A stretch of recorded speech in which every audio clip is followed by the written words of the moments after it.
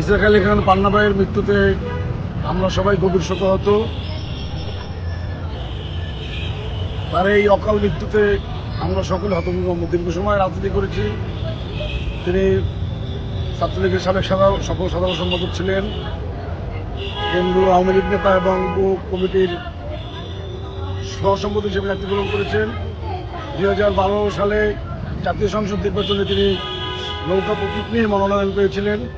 জোটগত কারণে সেটি প্রত্যাহার করতে হয়েছে। এরপর থেকে দীর্ঘ সময় তিনি রাজনীতি করে আসছেন। পিসপুর জেলা আওয়ামী লীগের কার্যনির্বাহী কমিটির সদস্য ছিলেন। আজকে তার এরকম একটি মৃত্যু, আমরা তার যারা অনুসারী এবং এই বাংলাদেশের অসংখ্য নেতাকর্মী তিনি সৃষ্টি করেছেন। আমরা আসলে আজকে শোকে বিহ্বল এবং আমরা মহান রব্বুল আলামিনের কাছে কায়মন ব্যক্তি কামনা করছি। আল্লাহ তাআলা যেন তাকে জান্নাতবাসী দান করুন।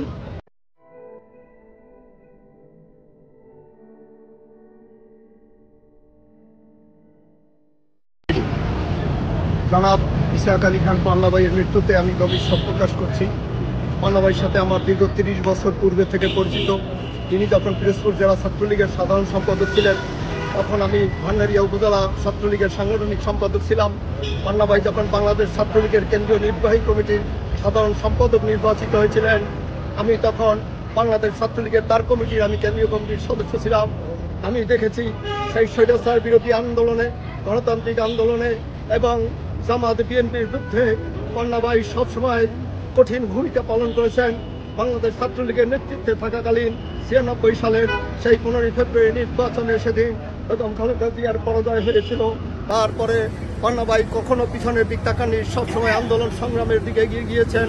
কিন্তু দুর্ভাগ্যের বিষয়, পান্না ভাইকে দল থেকে সেই মূল্যায়ন করা হয় নাই। পান্না ভাইয়ের কমিটির অনেক সদস্য, অনেক কর্মী মন্ত্রী হয়েছেন, এমপি হয়েছেন। পান্না ভাই 21 আগস্টে গ্রেনেড হামলায় নির্মমভাবে আহত হয়েছিলেন। পান্না ভাই স্বৈরাচার বিরোধী গণতান্ত্রিক আন্দোলনে বারবার আহত হয়ে গ্রেপ্তার, নির্যাতিত হয়েছেন। কিন্তু আওয়ামী লীগের রাজনীতিতে তাকে কোনো মূল্যায়ন করা হয় নাই। আজ পান্না ভাইয়ের মতো একজন নেতা চলে যাওয়ায় আমরা গভীর দুঃখ প্রকাশ করছি এবং আল্লাহর কাছে প্রার্থনা করছি, হে আল্লাহ, আমাদের পান্না ভাইকে আপনি বেহেশত নসিব করেন, আপনি তাকে ক্ষমা করে দিয়েন।